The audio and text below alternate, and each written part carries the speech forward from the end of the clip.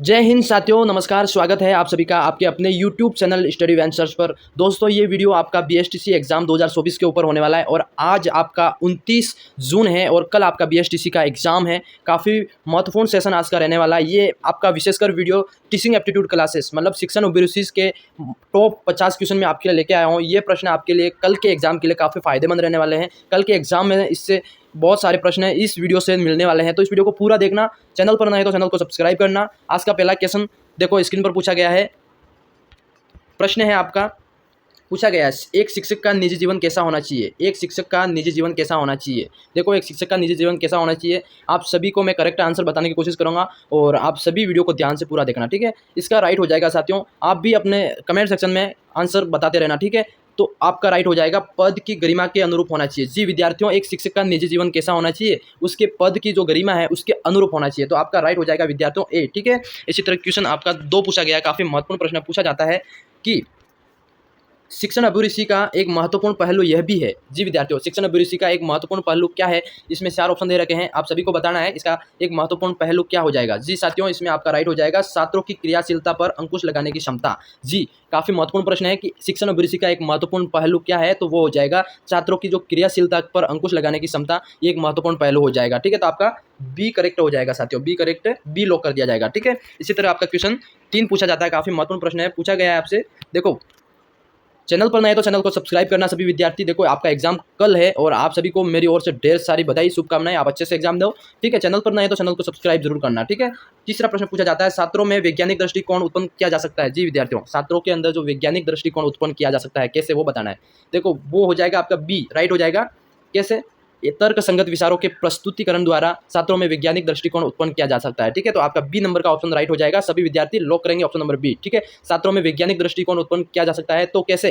तर्क संगत विचारों के प्रस्तुतिकरण द्वारा ये उत्पन्न किया जा सकता है। तो आपका बी राइट हो जाएगा साथियों। इसी तरह क्वेश्चन आपका 4 पूछा गया, काफी महत्वपूर्ण प्रश्न है। पूछा गया है, देखो थोड़ा छोटा कर लेता हूँ। देखो, प्रश्न पूछा जाता है आपसे कि एक कॉलेज की अध्यापिका वास्तव में विद्यार्थियों की सहायता करती है यदि वह, काफी महत्वपूर्ण प्रश्न है कि एक कॉलेज की अध्यापिका वास्तव में विद्यार्थियों की सहायता करती है यदि वह, ऑप्शन नंबर आपका राइट हो जाएगा डी।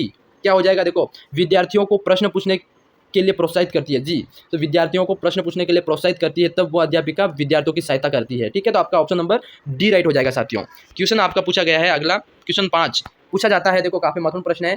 एक प्रभावी संसूचक के रूप में आप सबसे पहले निम्न कदमों में से किस पर विचार करेंगे। जी विद्यार्थियों, काफी महत्वपूर्ण प्रश्न है। एक प्रभावी संसूचक के रूप में आप निम्न में से किन कदमों पर विचार करेंगे। जी विद्यार्थियों, ये आपका राइट हो जाएगा, सी राइट हो जाएगा। कैसे? देखो, संसार के उद्देश्य निर्दिष्ट करना, ये आपका ऑप्शन नंबर सी करेक्ट हो जाएगा, ठीक है। इसी तरह क्वेश्चन आपका पूछा गया है क्वेश्चन नंबर से, ये भी काफी महत्वपूर्ण प्रश्न है।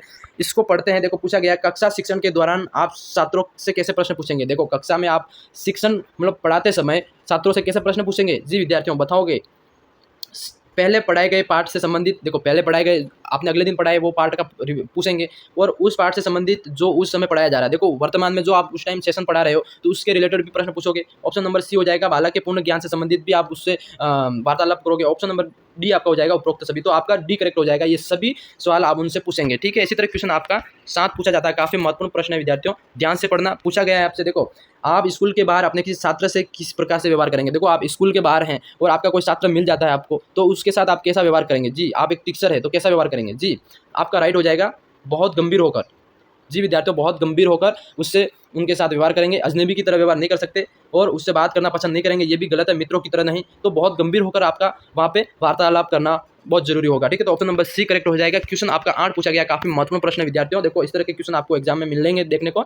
तो सीखने का मुख्य तत्व है, देखो आप जो लर्निंग का जो एक मुख्य पहलू का क्या हो जाएगा। देखो, ये पूछा गया आपसे, तो ये हो जाएगा सीखने की इच्छा, ठीक है, अनुकूल परिवेश और प्रेरणा। तो ऑप्शन नंबर सी आप डी राइट हो जाएगा, उपयुक्त सभी, ठीक है। इसी तरह आपका क्वेश्चन राइट हो जाएगा, ऑप्शन नंबर डी और सीखने की मुख्य तत्व हो जाएगा। तो सीखने की इच्छा, अनुकूल परिवेश, प्रेरणा और डी राइट हो जाएगा आपका, ठीक है। सभी राइट हो जाएंगे। क्वेश्चन आपका 9 पूछा गया साथियों। देखो, पूछा गया आपसे शिक्षा मनोविज्ञान का जनक किसे कहा जाता है। देखो, शिक्षा मनोविज्ञान का जनक किसको माना जाता है, तो आपका ऑप्शन ए राइट हो जाएगा, हर्बर्ट, ठीक है। ए राइट हो जाएगा, आपका याद रखना है, एग्जाम के अंदर पूछा जा सकता है। अगला प्रश्न है आपका क्वेश्चन नंबर 10। देखो, पूछा गया आपसे ऑपरेशन ब्लैक बोर्ड नामक कार्यक्रम किसके लिए है। काफी महत्वपूर्ण प्रश्न है कि ऑपरेशन ब्लैक बोर्ड नामक कार्यक्रम किसके लिए है। जी बताओ विद्यार्थियों, ये किसके लिए है। प्राइमरी स्कूलों के लिए, ठीक है, मिडिल क्लास स्कूलों के लिए, सेकेंडरी स्कूलों के लिए, सभी स्कूलों के लिए। तो ये किसके लिए है, ये आपको बताना है। जी विद्यार्थियों, तो ये आपका राइट हो जाएगा साथियों, ऑप्शन नंबर ए लॉक कर दिया जाएगा। प्राइमरी स्कूलों के लिए ऑपरेशन ब्लैक बोर्ड कार्यक्रम चलाया गया। तो ऑप्शन नंबर आपका ए राइट हो जाएगा। ये प्रोग्राम आपका हो जाएगा प्राइमरी स्कूलों के लिए हो जाएगा। ठीक है, इसी तरह क्वेश्चन आपका 11 पढ़ा जाता है, काफी महत्वपूर्ण प्रश्न है। पूछा गया है, अध्यापक के रूप में आप छात्रों की निजी समस्याएं क्या करोगे। देखो, अध्यापक के रूप में आप छात्रों की जो निजी समस्या है उनको सुनोगे या फिर नहीं सुनोगे, वो पूछा गया। तो कदापि नहीं सुनेंगे, ठीक है, सदैव सुनेंगे, सुनकर प्रधानाचार्य को बता देंगे। आपका हो जाएगा तभी सुनेंगे जब कोई विशेष हो, तो आपका इसमें राइट हो जाएगा सदैव सुनेंगे। जी विद्यार्थियों, आप एक शिक्षक के रूप में बच्चों की जो निजी समस्या है वो भी आपको समझना बहुत जरूरी है। तो ऑप्शन नंबर बी आपका राइट हो जाएगा। ठीक है, इसी तरह के क्वेश्चन आपको एग्जाम में देखने को मिलेंगे, तो ध्यान से घबराना नहीं है, बहुत सोच समझकर इसके आंसर देना है। ठीक है, क्वेश्चन 12 पूछा गया विद्यार्थियों, देखो पूछा गया कक्षा शिक्षण में दृश्य सामग्री का प्रयोग करने में आप किस प्रकार मतलब किस बात का ध्यान रखेंगे। काफी महत्वपूर्ण प्रश्न है। कक्षा शिक्षण में जब दृश्य सामग्री का प्रयोग करते हैं आप, तो किस बात का विशेषकर ध्यान रखेंगे। तो आपका राइट हो जाएगा वह पाठ्य वस्तु के अनुरूप होना चाहिए। जी विद्यार्थियों, ये पाठ्य जो आप पढ़ा रहे हो उससे रिलेटेड होना चाहिए, तो वहाँ पाठ्य वस्तु से अनुरूप होना चाहिए। तो ऑप्शन नंबर बी डी का करेक्ट ध्यान रखेंगे। ठीक है, इसी तरह आपका क्वेश्चन 13 पूछा गया विद्यार्थियों, ये देखो पूछा जाता है आपसे कि गांधी जी की बेसिक शिक्षा का उद्देश्य बालक को क्या है। देखो, गांधी जी की जो एक बेसिक शिक्षा थी उसका मतलब शिक्षा का उद्देश्य बालक को क्या है। देखो ऑप्शन पढ़ेंगे, ऑप्शन है आपके सामने, ज्ञान का सागर बनना, ठीक है, अहिंसा और सत्य का पाठ पढ़ाना था, और समाज की आवश्यकताओं के अनुरूप ढलना था। तो ये आपका ऑप्शन नंबर सी राइट हो जाएगा विद्यार्थियों। समाज की जो आवश्यकता है उनके अनुरूप ढलना, ये महात्मा गांधी की शिक्षा का उद्देश्य था। ठीक है, इसी तरह क्वेश्चन आपका पूछा जाता है 14, क्या पूछा जाता है, देखो ध्यान से पढ़ना, किसी भी विषय वस्तु को छात्रों को सरलता से सीखने के लिए अध्यापक का सर्वोत्तम गुण होना चाहिए। विद्यार्थियों देखो ध्यान से पढ़ना, किसी भी विषय वस्तु को छात्रों को सरलता से सिखाने के लिए अध्यापक का सर्वप्रथम गुण होना चाहिए, तो वो हो जाएगा प्रभावी अभिव्यक्ति। देखो, ये काफ़ी महत्वपूर्ण प्रश्न है। जब आप टीचर बनोगे आप सभी को समझ में आ जाएगा कि एक विषय वस्तु जब छात्रों को सरलता से समझानी है तो आपका प्रथम गुण क्या होना चाहिए, तो वो हो जाएगा आपका प्रभावी अभिव्यक्ति के माध्यम से आप उनको ये सरलता से सिखा सकते हैं। ठीक है, इसी तरह आपका क्वेश्चन 15 पूछा जाता है, काफ़ी महत्वपूर्ण प्रश्न है। पूछा जाता है आपसे, देखो ध्यान से पढ़ना, सभी बच्चों की एक समस्या है तो आप उनकी समस्या का समाधान करते हैं। देखो प्रश्न पूछा जाता है कि सभी बच्चों की एक समस्या है आप उनकी समस्या का समाधान कैसे करते हैं। जी, तो सामूहिक ढंग से करेंगे। देखो ये काफ़ी महत्वपूर्ण प्रश्न है कि सभी बच्चों की एक जैसी समस्या है तो आप क्या करेंगे, एक बच्चे का अलग अलग समस्या को तो नहीं सुनेंगे, तो आप क्या करेंगे, सबको सामूहिक रूप से उनकी जो समस्या है वो आप निवारण करने की कोशिश करेंगे। तो ऑप्शन नंबर बी आपका राइट हो जाएगा। ठीक है, इसी तरह क्वेश्चन आपका 16 पूछा जाता है, काफ़ी महत्वपूर्ण प्रश्न है। पूछा जाता है आपसे कि शिक्षा के क्षेत्र में सर्वाधिक महत्वपूर्ण तत्व अभिरुचि है, यह विचार किसका था। काफ़ी महत्वपूर्ण प्रश्न है। देखो, शिक्षा के क्षेत्र में जो सर्वाधिक महत्वपूर्ण तत्व है अभिरुचि, ये विचार किसका था, ये हो जाएगा टी.पी. नन। ठीक है, इसका पूरा नाम किसी को याद हो तो कमेंट सेक्शन में जरूर बताना। टी.पी. पन ये इनका शॉर्ट नाम है, इनका ये प्रमुख विचार था। ठीक है, क्वेश्चन आपका 17 पूछा गया विद्यार्थियों, काफी महत्वपूर्ण पूछा गया है। पूछा गया है देखो अध्यापक की एक कार्य क्षमता को बढ़ाया जा सकता है। जी, अध्यापक की जो एक कार्य क्षमता है उसको कैसे बढ़ाया जा सकता है। जी, बढ़ाया जा सकता है कैसे, अध्यापक के कार्यों की सराहना करके। जी विद्यार्थियों, जो उनका कार्य क्षमता है उनको उनकी जो तारीफ है, जो कार्यों की सराहना करके उनके कार्य क्षमता को बढ़ाया जा सकता है। तो ऑप्शन नंबर सी राइट हो जाएगा। ठीक है, क्वेश्चन आपका 18 पूछा जाता है कि किस प्रकार का कक्षा नेतृत्व सबसे उत्तम माना गया है। देखो, किस प्रकार का एक कक्षा का नेतृत्व सबसे उत्तम माना गया है, तो वो हो जाएगा लोकतांत्रिक। ठीक है, ऑप्शन नंबर सी राइट हो जाएगा। लोकतांत्रिक जो कक्षा का नेतृत्व है जो सबसे उत्तम माना जाता है। ठीक है, तो ऑप्शन नंबर सी राइट हो जाएगा आपका। क्वेश्चन आपका 19 पूछा गया है, काफी महत्वपूर्ण प्रश्न है, ध्यान से पढ़ना, शिक्षण की समस्याओं को हल करने का दायित्व किसका है। देखो, शिक्षा संबंधित जो समस्या है उसको हल करने का दायित्व आपका हो जाएगा ऑप्शन नंबर बी, टीचर को है। शिक्षक को ये उत्तरदायित्व है कि भाई आप शिक्षा से संबंधित जो समस्या है उसको हल करके दो छात्रों को। ठीक है, तो ऑप्शन नंबर बी आपका राइट हो जाएगा। इसी तरह क्वेश्चन आपका 20 पूछा गया विद्यार्थियों, देखो पूछा गया है आपसे कि एक प्रधानाचार्य को होना चाहिए, एक प्रधानाचार्य स्कूल का है उनको क्या होना चाहिए, छात्रों के लिए प्रेरणादायक होना चाहिए, बी अध्यापकों के लिए समानता का भाव रखने वाला होना चाहिए, और आपका अगला है विद्यार्थियों कुशल प्रबंधक होना चाहिए। और ये सभी तो एक प्रधानाचार्य के लिए होना चाहिए, ये सभी उस गुण उनके अंदर होने चाहिए। ठीक है, प्रधानाचार्य के अंदर तो ये सभी गुण उनके अंदर होने चाहिए। ठीक है, इसी तरह आपका क्वेश्चन आपका 21 पूछा जाता है विद्यार्थियों, काफी महत्वपूर्ण प्रश्न है।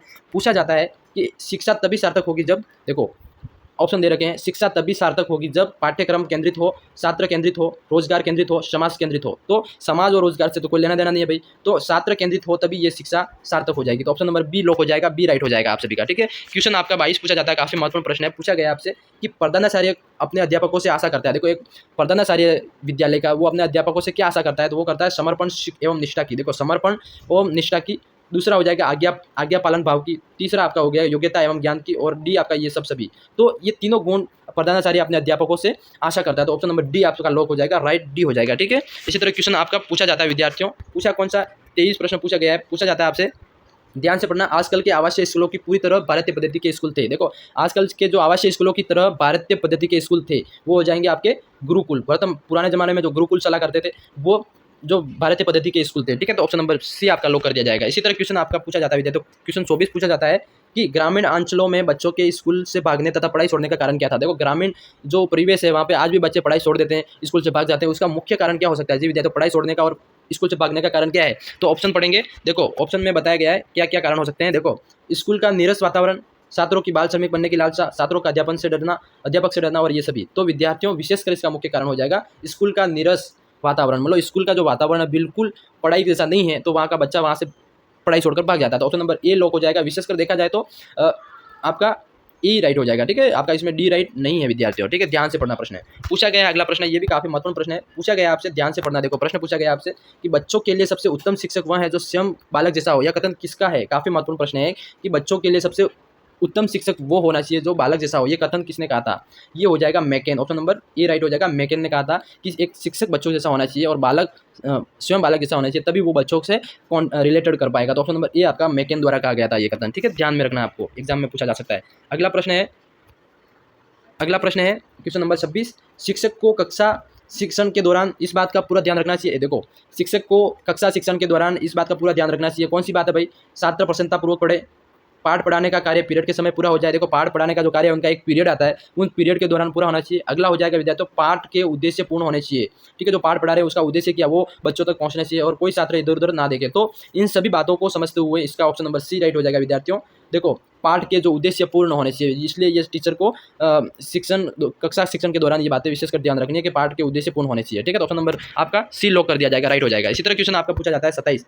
पूछा जाता है विद्यार्थियों, देखो पूछा गया आपसे कि शिक्षण के लिए ज्ञान, प्रशिक्षण, अनुभव एवं अनुसंधान के अलावा किस बात की आवश्यकता पड़ती है। देखो शिक्षण के लिए ज्ञान, प्रशिक्षण, अनुभव और अनुसंधान के अलावा किस बात का आवश्यकता पड़ती है? तो आपका हो जाएगा विद्यार्थियों अभिरुचि की, सकारात्मक अभिवृद्धि की और उपरोक्त उपरोक्त दोनों हो जाएगा। तो ऑप्शन नंबर सी आपका लॉक कर दो, राइट हो जाएगा, क्योंकि अभिरुचि की भी आवश्यकता होती है और सकारात्मक अभिवृद्धि की भी आवश्यकता होती है, इसलिए आपका सी राइट हो जाएगा साथियों। क्वेश्चन आपका 28 पूछा गया है। प्रश्न पूछा जाता है आपसे, देखो पूछा गया है कि शिक्षा की खेल विधि का अर्थ है। देखो शिक्षा के अंदर जो खेल विधि है उसका क्या अर्थ है? तो खेल की क्रियाओं द्वारा शिक्षा। देखो खेल की जो महत्वपूर्ण क्रिया है जिससे कि बच्चों को शिक्षा मिले, इसके द्वारा शिक्षा। ठीक है, तो खेल क्रियाओं द्वारा शिक्षा, ऑप्शन नंबर ए आपका राइट हो जाएगा। क्वेश्चन आपका पूछा जाता है 29 पूछा गया है। देखो शिक्षा के प्रयोजनवाद की विचारधारा का प्रवर्तक कौन था? काफी महत्वपूर्ण प्रश्न है कि शिक्षा में जो प्रयोजनवाद की विचारधारा का प्रवर्तक कौन था, तो वो आपका राइट हो जाएगा विलियम जेम्स आपका सी राइट हो जाएगा, ध्यान में रखना है। ठीक है, इसी तरह क्वेश्चन 30 और अंतिम प्रश्न है, पूछा गया आपसे। देखो भाषा सीखने का प्रभावी उपाय कौन सा है? देखो भाषा को सीखने का प्रभावी उपाय कौन सा हो जाएगा आपका? तो पाठ्य पुस्तकें पढ़ना, बी आपका सहायक पुस्तकें पढ़ना, या अखबार पढ़ना, या वार्तालाप करना। तो भाषा सीखने का प्रभावी उपाय हो जाएगा वार्तालाप करना। आप एक दूसरे से वार्तालाप करेंगे तो भाषा आपको आसानी से समझ में आ जाएगी, सीख जाओगे। ठीक है, ऑप्शन नंबर डी आपका राइट हो जाएगा विद्यार्थियों। क्वेश्चन 30 आपके लिए मैं लेके आया इस वीडियो में। आपको ये वीडियो कैसा लगा? कल आपका एग्जाम है, आप सभी को मेरी ओर से ढेर सारी बधाई, बेस्ट ऑफ लक, आप एग्जाम अच्छे से देना। और ये वीडियो कैसा लगा कमेंट सेक्शन में जरूर बताना। मैं मिलता हूँ किसी नेक्स्ट वीडियो में, तब तक के लिए जय हिंद, जय भारत दोस्तों।